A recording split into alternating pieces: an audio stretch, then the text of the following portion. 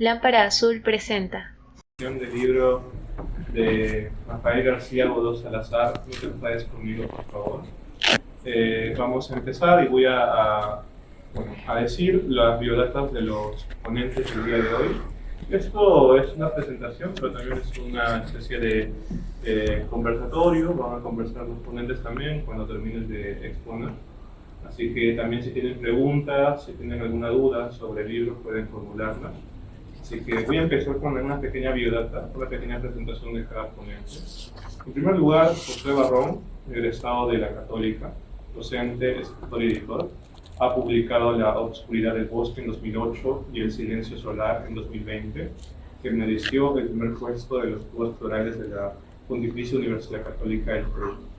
En segundo lugar, el autor, Rafael García Godó Salazar Prats, poeta y novelista peruano. Sus últimos libros son Bellezo, Yo me muero sin patria, publicado por la editorial Gato Viejo en 2023, y No te pares conmigo, por favor, de la editorial Narrar, publicada en 2024. Asimismo, es premio Dorian en la literatura de la diversidad sexual y de género 2006 y 2007, premio al mejor libro LGBT+, por Crónicas de la Diversidad en 2021, premio también por Crónicas de la Diversidad en 2023 el mejor libro de poesía, y obtuvo en dos oportunidades, en 2023 y 2024, los estímulos económicos del Ministerio de Cultura para la difusión de la literatura LGBT+ peruana en el extranjero. Ha publicado en Latinoamérica, Europa y Estados Unidos. Vamos a empezar en esta oportunidad con Josué. ¿Les parece? ¿Podemos empezar contigo? Sí. Ya. Primero, muy buenas tardes, gracias por la invitación a los organizadores y por regresar a San Marcos, que también creo que es una fuente académica de reflexión, ¿no? Que es interesante también. Y bueno, también hice una maestría acá, así que soy como que medio sanmarquino, ¿no? Mi amistad con Rafa viene por la admiración específicamente de sus textos, ¿no? Puedo un poco confesar que me encantan los libros, más que escribir me he dado cuenta, y también su lectura, ¿no? Así que Rafa lo descubrí de mis intentos de siempre tratar de acumular textos y leyéndolos con él. Así que encontré un texto de él, me gustó su poesía y comencé a juntarlos, ¿no?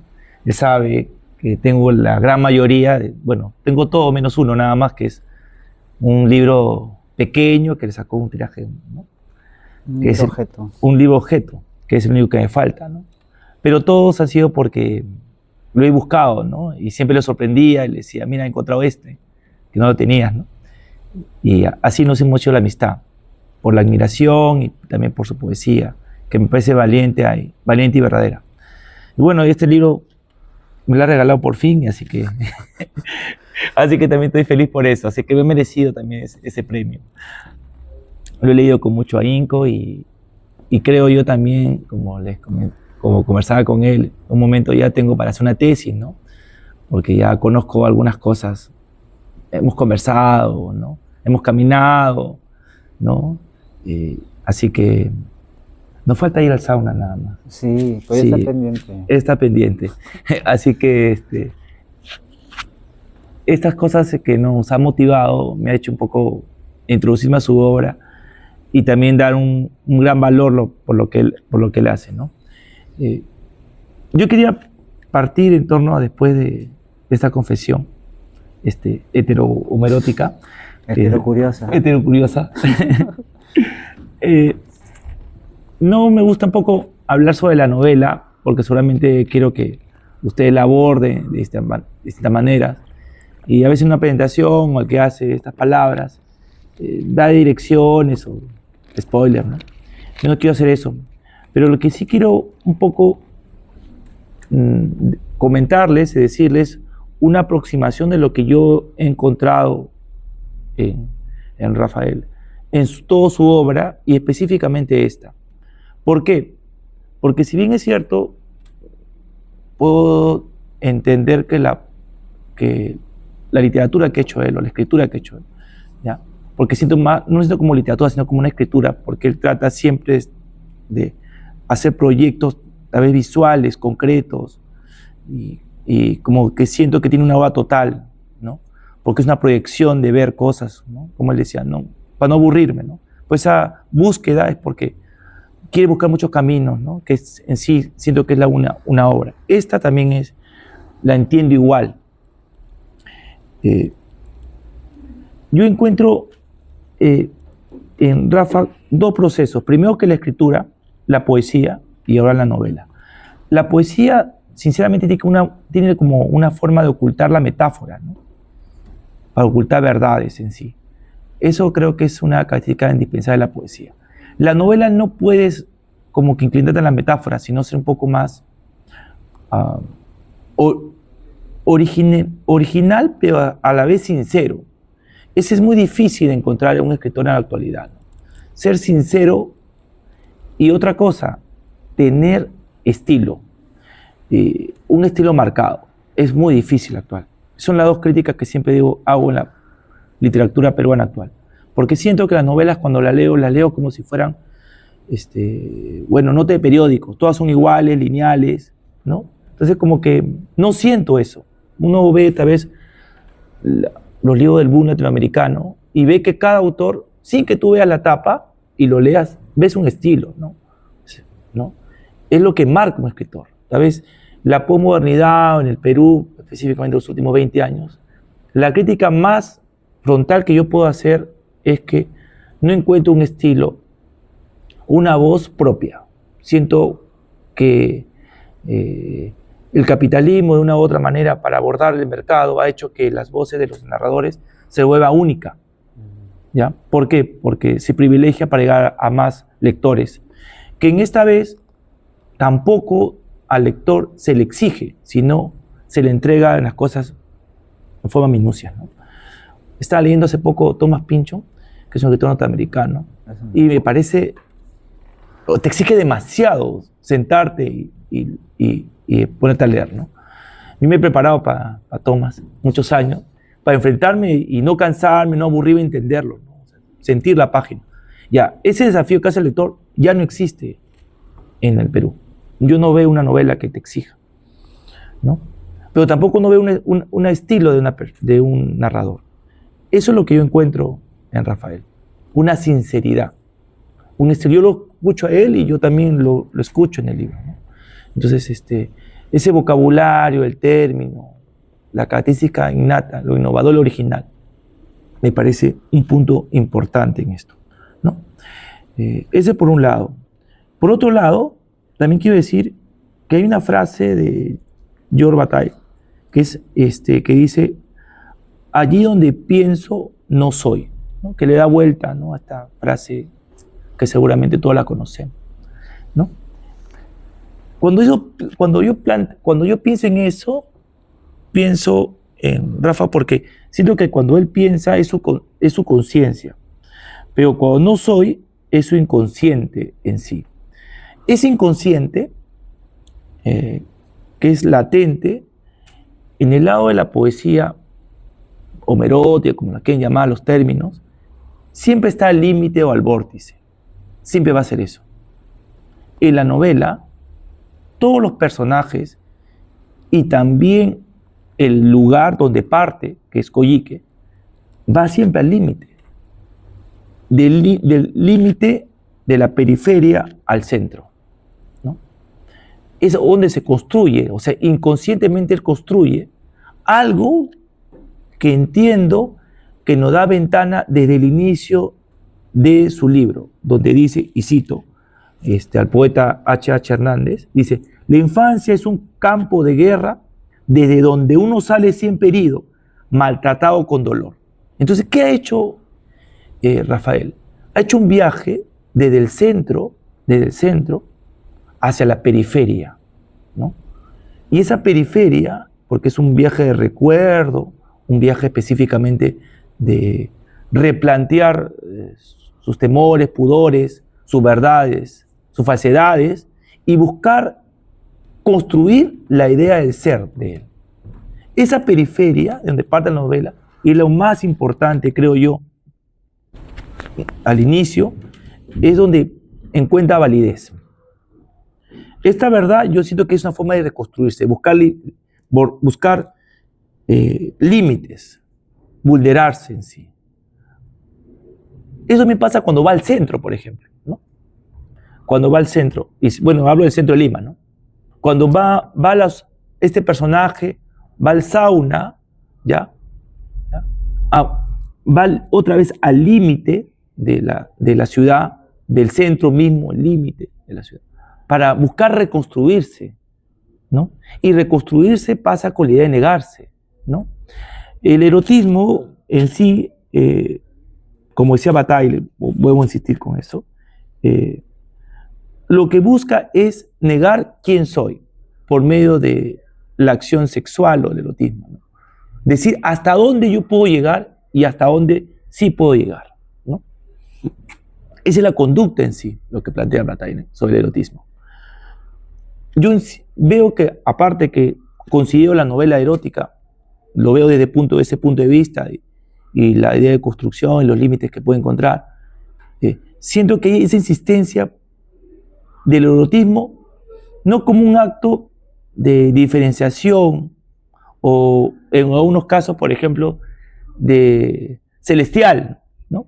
Diferenciar del humano. No, el erotismo acá es específicamente para saber quién eres y reconstruir ese ser. Eso es lo que yo veo el erotismo en la novela. Esa es la diferencia que yo siento de lo que podemos ver, ¿no? Porque hay un erotismo que puede ser admirado, ¿no? Canónico, pero esto no, otra cosa va. Y es lo que yo planteo. Ahora, para caminar o interpretar el corpus de la literatura en el Perú específicamente, yo siento que hay 3 procesos muy, muy claros para entender la idea de periferia desde el punto de vista homerótico, ¿no? Yo creo que en el Perú pasado, el primer proceso que se llama el proceso de la negación. O sea, aquellos escritores que eran específicamente, tal vez homosexuales, que por una sociedad patriarcal, que no es machista, que siempre lo digo, porque me fastidia el término, patriarcal, han podido utilizar la metáfora como una forma de negar específicamente su ser. Entonces, crea un tabú, ¿no? Puedo decir, por ejemplo, de una u otra manera, César Moro, Raúl Porras Barrenechea, siendo el más ilustre personaje, maricón. Y también puede ser Abraham Valderomar. O sea, yo he tratado de buscar algo de Valderomar y no encuentro algo homerótico. Tal vez me equivoque, ¿no? Tal vez no he sido un experto, ¿no? Pero aparte de la foto, ¿no? La foto. Claro, la foto. Yo recuerdo que cuando fui a Ica, y voy a hacer un paréntesis rapidito, ¿no? Había un mito, ¿no? Hace 10 años, 15 años, donde se decía que alguien tenía cartas de Valderomar a Mariátegui que eran homoeróticas, ¿no? ¿No? Y que se iban a publicar y que los comunistas no querían, ¿no? Algo así. Con lo mismo con lo de Aya, de la Torre, ¿no? El mismo término, ¿no? Pero eso hacía, pues, era por una novela, ¿no? Y recuerdo que yo fui con Osvaldo Reynoso y fuimos a buscar las cartas, ¿quién las tiene, no? Hicimos un viaje de buscando las cartas, que bueno, lógicamente no lo encontramos, ¿no? Que todo el mundo se tirara la pelota, pero creo que el viaje ficticio en buscar las cartas fue lo más preciado. No lo sé si lo tenga o no, ¿no? Bueno, seguimos con lo otro. El otro proceso es la normalización. O sea,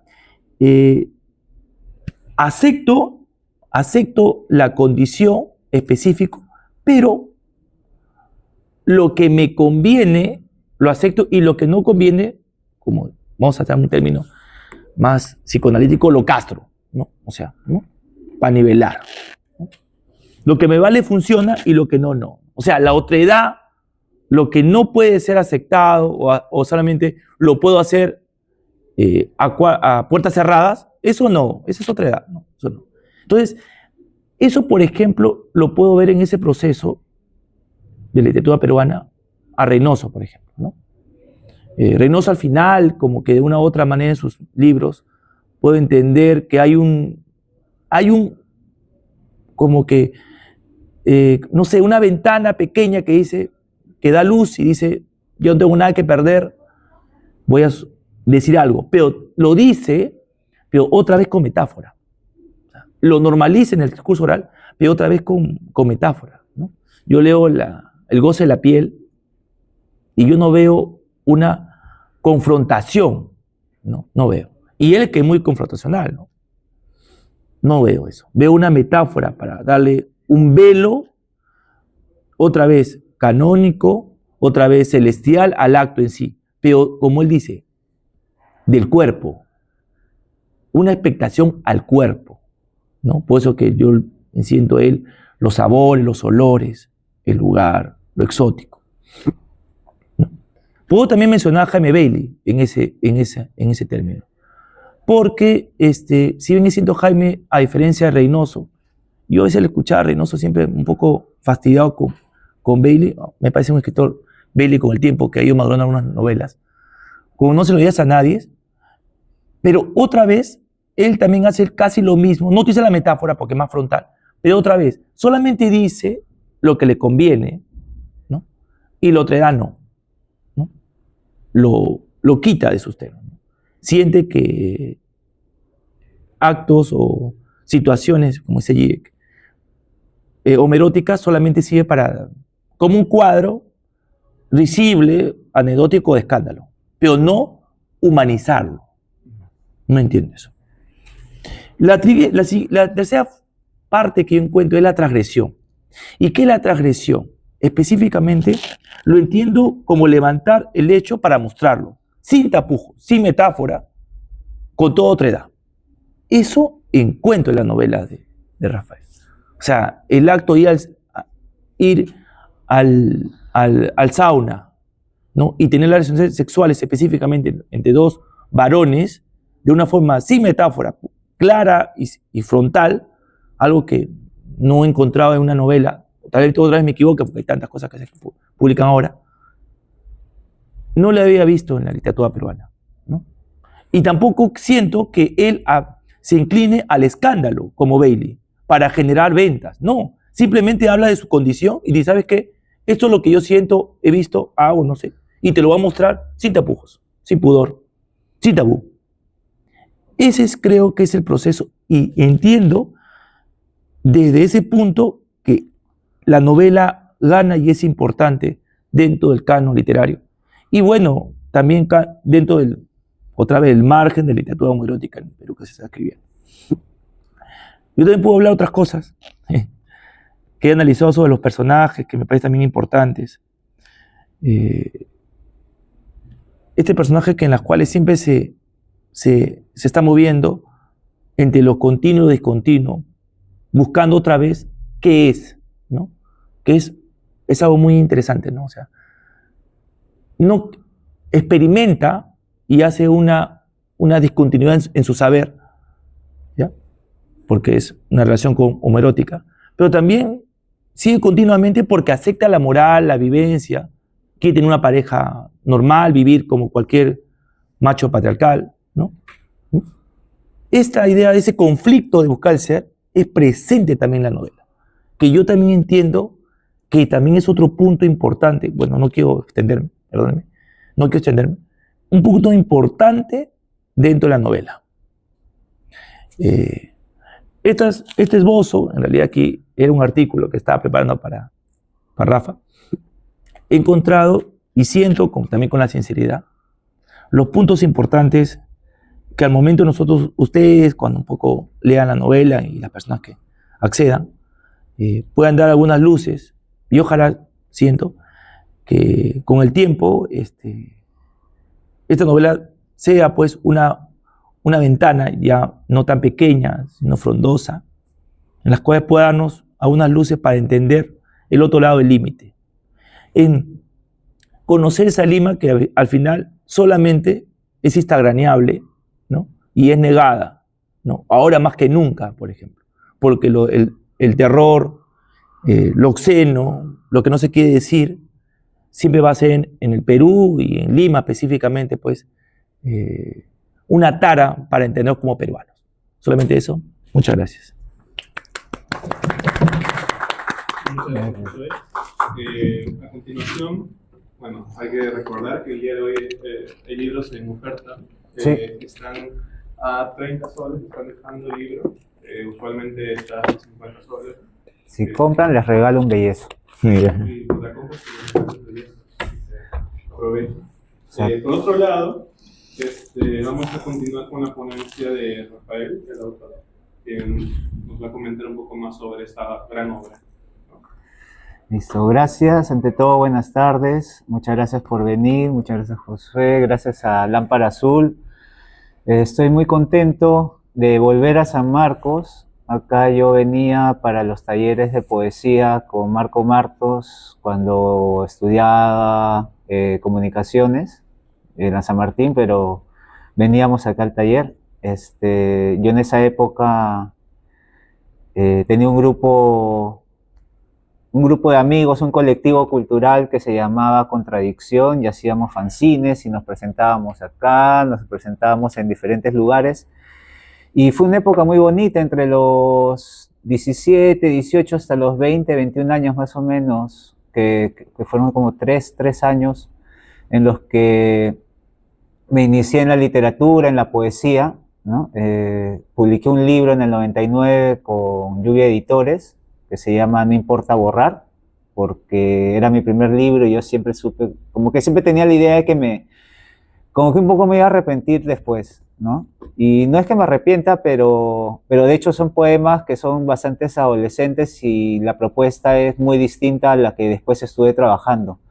Yo después de ese libro, de No importa borrar, me fui a la página en blanco.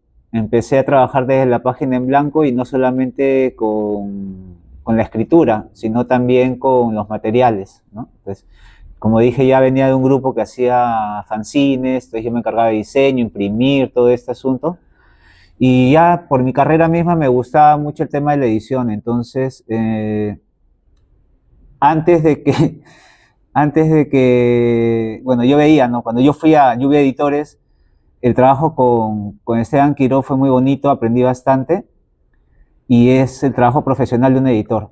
Pero ya después, cuando empecé a estar solo, digamos, a escribir mis cosas y a buscar editoriales, me encontraba con editores que en realidad lo que hacían era cobrarte, ¿no? Te cobraban por publicarte y a mí me sonaba muy raro, ¿no? Porque yo no sabía, yo era joven, no sabía que así se trabajaba y me parecía raro y dije, no, yo no voy a pagar por publicar, si voy a pagar, lo voy a hacer yo, ¿no? Entonces, con esta experiencia que tenía de comunicador, de publicista, empecé a diseñar mis libros, experimenté como dije, con la página en blanco, los versos cortos, los códigos, empecé a ver la poesía o la literatura tratada fuera de lo estrictamente escritural, ¿no? Digamos, en formatos, tamaños, tipografías, detalles. Entonces, durante todo ese tiempo estuve experimentando con la poesía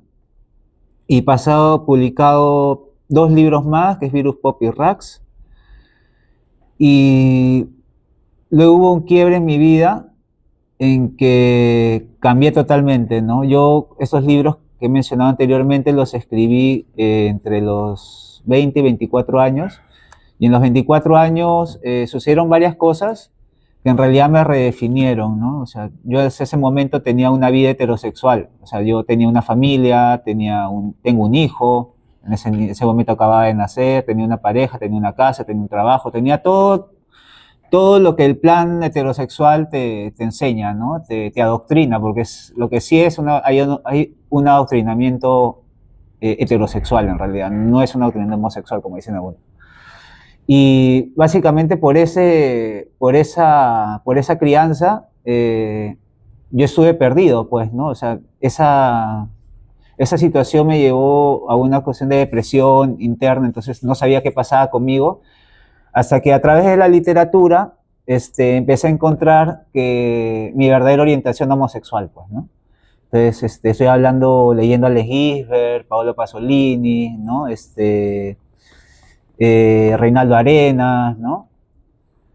Entonces, me empecé a leer, o sea, Alex Gisbert me parecía loquísimo, empecé a leer y y poco a poco me di cuenta de que por ese era mi camino, ¿no? O sea, no solamente yo había experimentado con la poesía, pero al final siento que la poesía terminó experimentando con mi cuerpo, ¿no? Con mi voz, con mi cuerpo, y me redefinió y me instaló esta voz homosexual que ya a partir del 2007 empecé a desarrollar con libros. Bueno, Virus, Pop y Rax tiene un par de poemas sobre drag queens, pero eran poemas que yo los escribía sin ni siquiera saber qué era una drag queen. O sea, era loquísimo porque hay un poema que se llama Freak Queen, que es una drag queen, pero yo no sabía que era una drag queen en ese momento. Entonces, es algo loco que la poesía misma te saca tu propia orientación, tu propia voz, ¿no?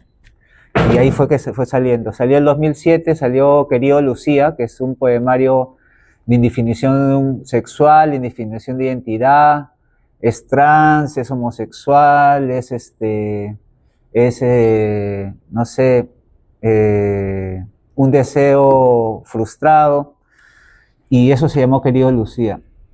Después de ese libro, dejé publicar 10 años, estuve escribiendo bastante, y saqué el libro Muxo, Música para Monstruos. Y ahí sí es un libro bastante amplio, tiene más de como 190 páginas tiene.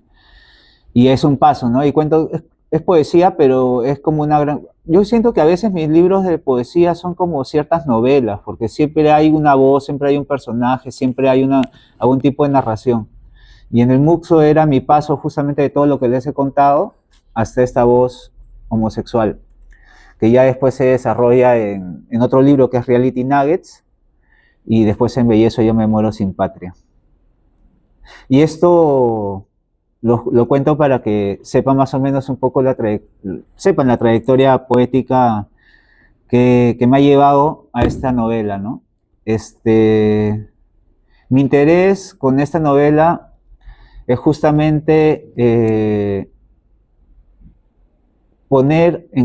crear algo que yo no encontraba dentro de la literatura peruana, ¿no? Porque latinoamericana sí la encontraba, o anglosajona también la encontraba, que era justamente lo que dice Josué, o sea, que hay una cierta metáfora, cierto pudor, cierto velo, cierto filtro para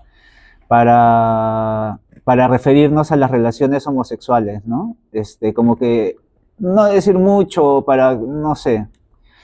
Entonces, en este libro encuentras, por un lado, como dice la periferia, la primera parte es sobre el personaje siendo niño, en el retablo en Comas, en Coyique, ¿no?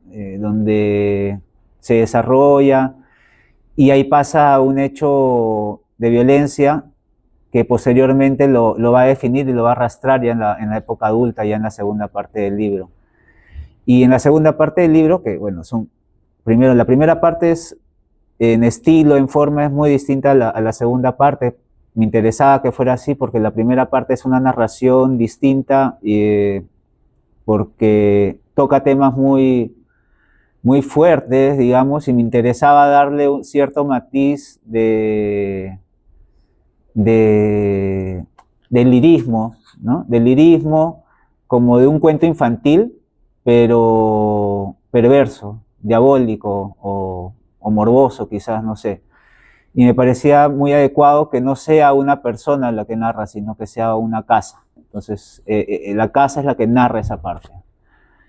¿Para qué? A mí no me gusta ser el autor, el novelista omnipresente que sabe todo y que llega a escribir ya con una cosa preconcebida, con toda la historia establecida. Yo tengo la historia establecida, pero yo dejo ciertas partes para el momento creativo, pues, ¿no? ¿Qué cosas voy a poner como detalles? Y en la segunda parte también narro lo que les he contado anteriormente, ¿no? Cómo eran los círculos poéticos a los fines de los 90 y comienzos de los 2000, cosas que ya no existen ahora. O sea, era muy común antes que hayan colectivos en cada universidad de poesía, ¿no? Había Colmena en Villarreal, había EBOE en la Universidad de Lima, Contradicción San Martín, en San Marcos no sé quiénes estaban, pero todos tenían un grupo, o sea, cada universidad tenía un colectivo de poetas jóvenes, y en los cuales nos íbamos a hacer presentaciones, no sé, en Quilca, por ejemplo, en el Averno, que ya murió, era un centro cultural, era un centro contracultural, donde era más que nada, era como un espacio para más que nada un concierto de metal, o sea, era un piso todo de tierra, ¿no? Afirmado con agua, un gran escenario, y los poetas salían ahí, pero los poetas, si no congeniaban con el público reaccionaba muy mal, o sea, le decían, váyanse a la mierda, bájate, ¿no? O sea, y es algo que no se ve ahora. O sea, ahora todo el mundo se quedan, los escuchan o no los escuchan, no sé, pero ahí sí reaccionaban, y decían, ay, bájate, bájate, ¿no? O sea,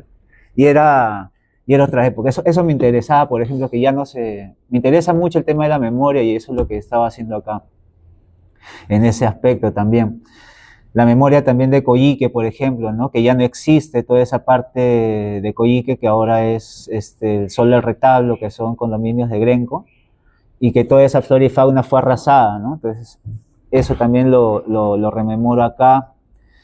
Y en Lima, también, por ejemplo, espacios como los cines porno, que antes eran cines de barrio, cines de bien, ¿no? Cines de familia, y que devinieron en cines porno, que ya tampoco están activos. El cine Omnia, por ejemplo, que es uno que menciono acá, que ahora ya es un garaje, era un cine porno que también es un escenario. También se menciona el sauna, que es un sauna que quedaba en la avenida Arequipa y que tampoco existe, ya está destruido y ahora es un condominio. Entonces, esos espacios de homosocialización, o sea, donde los homosexuales se pueden juntar y se pueden interactuar, también se han perdido. Entonces, esa es otra de las cosas que yo trato en esta novela. Y que les cuento que también, bueno, esta novela tiene un background de los media, porque el personaje de Pedro, en realidad yo lo creo en el año 98, con un cortometraje que se llama El Sendero de Pedro, que justamente habla de cómo lo secuestraron a Pedro. O sea, que es una parte de acá del capítulo, pero yo hice, en realidad el personaje de Pedro surge en el 98. Cuando hice este cortometraje, dirigí el cortometraje, y de ahí es donde sale, pues, ¿no? Entonces ya después, durante años, cuando se me mete la idea de la novela, que en realidad la tenía planeada bastante tiempo, pero quería saber qué cosas iba a tocar, entonces me acordé de Pedro, y ahí fue que uní la historia de Pedro con la historia de Gabriel, con la historia de Antonio, y eso, pues, yo estoy muy contento por el resultado que ha tenido. La verdad siento que fue arriesgado por parte de la editorial también que aceptar. Yo pensé que iba a ser complicado porque hay cosas bien fuertes a nivel sexual, ¿no? Que, como dicen, no se han mostrado antes. Y que dije, de repente es un poco complicado, pero yo creo que me he dedicado tanto al estilo, ¿no? A la forma de contar esta historia, que me encanta que haya resonado, que empecé a resonar. Entonces, ese es un gran premio para mí, yo me siento muy contento, yo les agradezco por este espacio. Y los invito a leer la novela. Es una trilogía, ya la segunda novela ya la tengo terminada, la he enviado a editoriales a ver qué pasa. Yo creo que van a esperarse un par de años porque todavía tengo esto, ¿no? Pero ya está encaminada la tercera, que estoy empezando a trabajarla, y eso. Muchas gracias. Si hay preguntas, sí, conversación. Bueno, ¿no? A lo mejor alguno de los que están acá presentes tiene una duda, alguna pregunta. O Yo tengo tú. muchas preguntas también para ustedes. En todo caso, hasta que preparen sus preguntas, a lo mejor tienen alguna duda, un interés. Lo primero es una pregunta más que nada sobre el título. Y también sobre este pequeño apartado que está debajo del título que me llama mucho la atención, ¿no? Porque por un lado el título nos dice, no te enfades conmigo, por favor, pero abajito dice incómoda, ¿no? Es como, a cierto punto, una analogía un poco extraña, porque si bien el título nos da a entender una solicitud de parte, puede ser de los personajes, puede ser del propio autor, que nos invita a no enfadarnos. Cuando leemos el libro más parece una ironía, ¿no? Que el autor juega con nosotros, en el sentido de que realmente no, lo que se busca es provocar, ¿no? Es una novela provocativa. En ese sentido, ¿tú consideras, bajo esa lógica, que tu novela busca provocar? Y en todo caso, ¿a quiénes buscaría, para quiénes tendría esta intención, ¿no? Sí, provocar, sí, pero provocar ternura, amor, asco, o sea, provocar varias emociones, no provocar por hacer escándalo. Por supuesto. No. Mi idea es esa, o sea, es mandarte la ternura, al amor, al odio, la violencia, y después a saber qué pasó, pues al final. Sí, o sea, no lo hacía, ¿sabes qué? Es que yo no lo veía como, no te enfades conmigo, en realidad es un verso de Allen Ginsberg, ¿ya? De su libro Muerte y Fama, ¿no? No te enfades conmigo, no sabemos quiénes seremos, no sabemos quiénes somos, una cosa así. Y yo lo he usado anteriormente en Reality Nuggets Reality Nuggets era un libro que agrupaba 4 poemarios. El primer poemario se llamó No te enfades, por favor no te enfades conmigo, ¿no? Entonces ya para la novela, en la novela se iba a llamar El Retablo, ¿ya? Pero el retablo el editor no le gustó y a mí tampoco me daba mucho que decir, ¿no? Entonces, le propuse que usemos el mismo, ¿no? Pero lo cambiamos al por favor abajo. Pero porque me gusta y porque está bien copiarse uno mismo también. Entonces yo también me copio, o sea, yo me copio de mis novelas, o sea, yo siento a veces que, vamos, o sea, escribo narrativa, pero también tengo mi poesía que abarca los mismos temas. O sea, yo tengo un libro de poesía que habla sobre el VIH, tengo un libro de poesías de saunas, discotecas y todas esas cosas. Entonces, hasta cierto punto tomo cosas de ahí, ¿no? Es como una forma de reescritura de mi poesía en narrativa, pero más o menos, ¿no? Y esto de no te enfades conmigo, en verdad, no. O sea, yo soy, no me gusta pedir disculpas. O sea, esto, a ver, no lo vi como una disculpa, una dispensa o pedirle al lector algo, ¿no? Simplemente lo vi como un título. O sea, es un título y bueno, sí, hay un personaje que lo menciona en la novela, pues, ¿no? Pero sí, no fue mi intención. En realidad llama un poco la atención, pues, ¿no? Porque no te enfades conmigo si se lo está diciendo a un personaje, me lo está diciendo a mí o es el autor. Pero sí entiendo por dónde vas y bueno, lo que hice incómoda, ¿no? Es incómoda, ¿no? Porque la gente no está acostumbrada a leer el sexo homosexual, pues, ¿no? Y cómo hablar de sus orificios, sus falos, ¿no? Y todos los movimientos y los fluidos que existen en todo eso. Entonces, siempre es como que llegan puede decir, ¿no? La pareja se besa y nada, y se va a otra cosa, ¿no? No, yo me quedo ahí, me quedo 5 páginas, 6 páginas en todo lo que están haciendo pelos y señales. Eso sí, yo en esa novela apelo mucho al detalle, o sea, hay mucho detalle. Entonces, todo ese sudor, toda esa pasión he tratado de no escatimarla y de ponerla tal como es. Sin embargo, en el sentido de generar sentimientos, la primera parte, al leerla, al menos yo la leí en el carro, ¿no? Viniendo a mi casa, recuerdo muy bien esta sensación de incomodidad que se logró en el lector, en la primera parte, que no le voy a spoilear evidentemente, pero que es una invitación sí para que leerlo y para analizarlo, ¿no? Sobre todo por este lenguaje que se emplea, un lenguaje, como comentas en un principio, que tiene un tono hasta cierto punto que busca ser lúdico, ¿no? Y lírico, en el sentido de que se utilizan palabras sonantes, ¿no? Palabras que tienen un efecto sonoro, y que pues esto se contrasta con la segunda parte y también con la aparición de diferentes personajes de la literatura peruana. Por ejemplo, recuerdo muy bien la inclusión de Osvaldo Reynoso como personaje dentro de esta obra.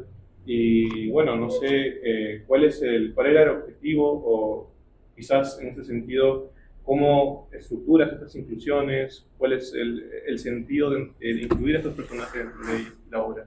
Ya, lo de Reynoso salió como lo que dije hace un rato, o sea, parte del azar, o digamos, Ocasión. de la brecha que dejo para la creatividad, ¿no? El personaje estaba en la cárcel, entonces yo necesitaba un canal para poder que se conozca, un medio para que se conozca a este personaje en la cárcel con la mujer que iba a ser el triángulo, ¿no? Entonces, ese fue a través de ¿cómo se llama? De Osvaldo Reynoso. ¿Por qué? Porque yo me acordaba que Osvaldo Reynoso hacía talleres de literatura en las cárceles.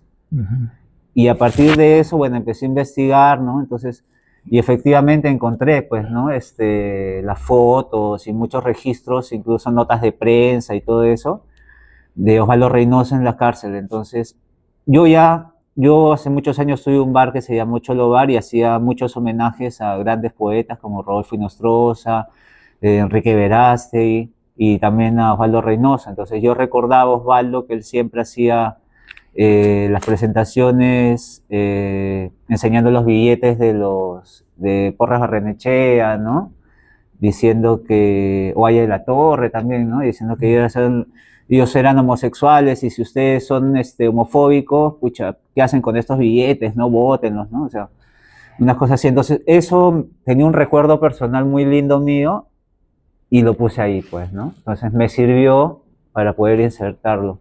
Y no es lo único, ¿no? Por ejemplo, también está Duque, ¿no? Duque es el primer libro homosexual de principios del siglo pasado, de Díez Canseco, y yo lo menciono acá, o sea, no lo menciono directamente, pero es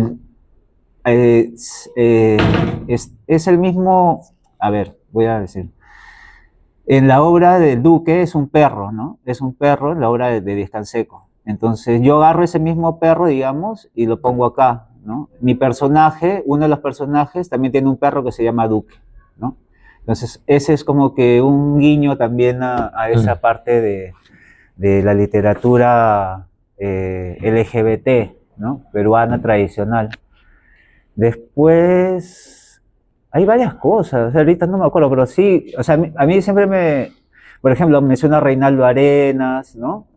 Por ejemplo, el tema de la vejez del homosexual,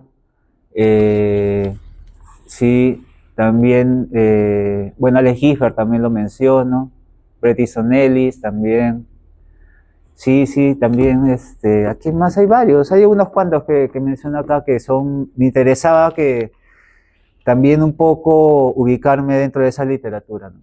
Claro, bueno, no sé si alguno tiene alguna duda. En todo caso, tenía el último comentario ya para cerrar esta presentación. Tiene que ver con erótico, ¿no?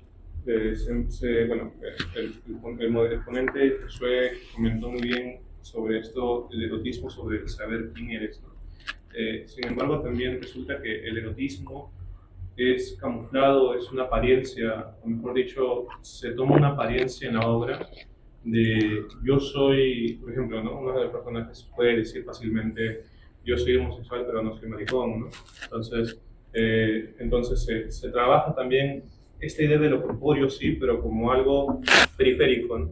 Y la verdadera apariencia, o la apariencia que realmente se está trabajando, es esta vestimenta, este traje administrativo que tiene uno de los personajes, que se codea con otros personajes que no saben quién es en realidad, ¿no? Entonces, ¿Cómo se puede valorar ese aspecto, ¿no?, en la obra? A mí me parece un aspecto muy brillante, ¿no?, muy bien logrado, muy bien trabajado. Pero ¿cómo lo valoras tú, Josué, o el autor, ¿no?, en este caso? Bueno, el personaje, uno de ellos que es el descentrado, que yo lo puedo llamar, creo que se mueve entre dos puntos o dos polaridades, que tiene que ver el eros y lo político. Lo político es lo aceptable, ¿no? Y el eros es el límite, ¿no? El erotismo específicamente es un descubrimiento de nuestro ser para entender hasta dónde podemos llegar y hasta dónde sí, ¿no? Porque de una u otra manera el erotismo niega la moralidad y niega también lo establecido, ¿no?, en cierta manera. Esa experimentación, de una u otra manera, siento que el personaje siempre se está como que moviendo esas dos partes, ¿no? Lo político aceptable, por eso que es el triángulo amoroso, ¿no? O sea, la chica, que es lo político, lo aceptable, lo que tiene que ser, y él es el otro personaje, ¿no? Esos puntos. También puedo mencionar que hay una crisis, ¿no?, que también creo que fue mi intervención, que tiene que ver la crisis de la continuidad. O sea, la crisis de continuidad es que lo continuo es que lo que todos hacemos todos los días, ¿no?, lo rutinario, lo discontinuo, o lo que hacemos un quiebre, como también decía Rafael, era el quiebre o lo discontinuo no es para darnos cuenta hasta que llegamos, mirar atrás y repensar nuestro ser, ¿no? Ese es lo discontinuo. O tenemos dos formas, ¿no? O hacer otro quiebre, ¿no?, o seguir siendo con la continuidad, ¿no? Eso es lo mismo, ¿no? Cuando uno se va a confesar,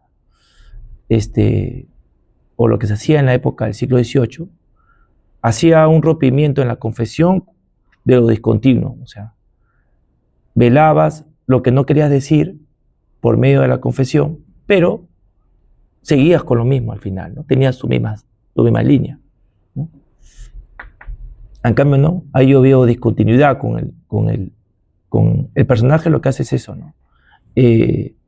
Siempre está de una u otra manera, tiene una crisis de conducta porque hay discontinuidad en cierta manera, ¿no? Porque siempre digo, no, los cambios, ¿no? La gente, ahora que es muy, muy moderno, que la gente siempre busca cambios en su vida.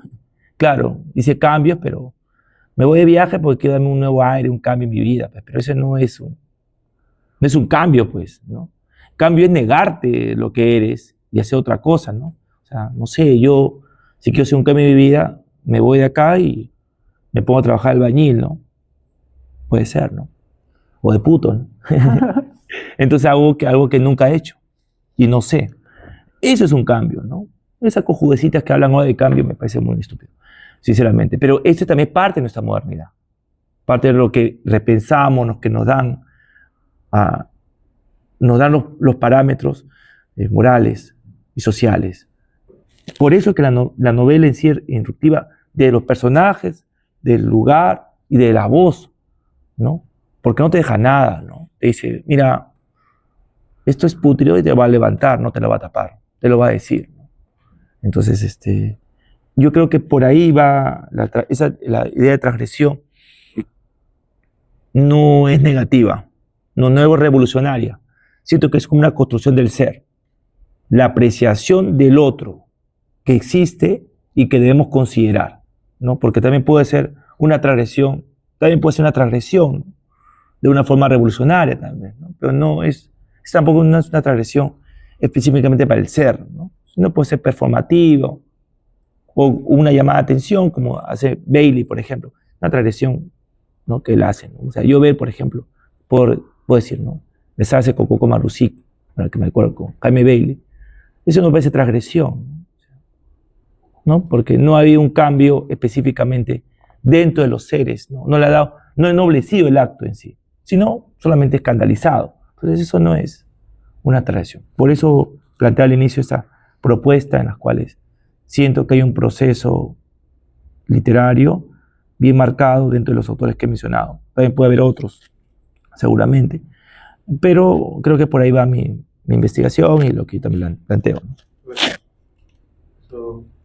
Sí, sobre los personajes, ¿no? Ujú.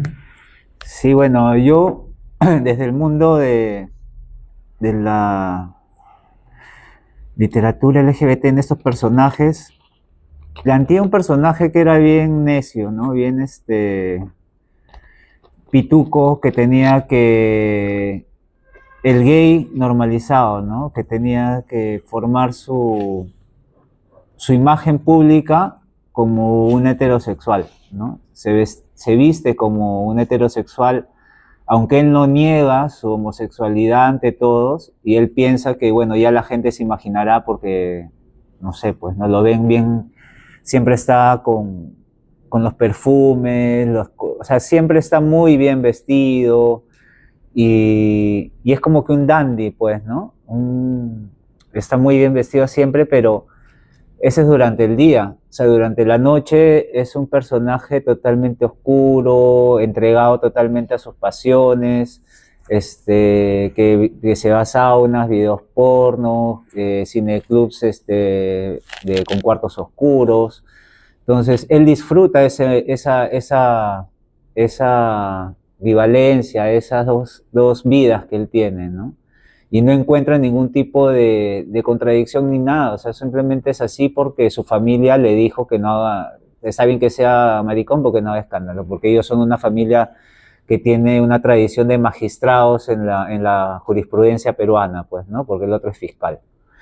Y por el otro lado tenemos al homosexual atormentado, el que no acepta su orientación y lo toma y lo asume desde un machismo muy poderoso, en donde él no es maricón porque él es el activo, ¿no? Una cosa así.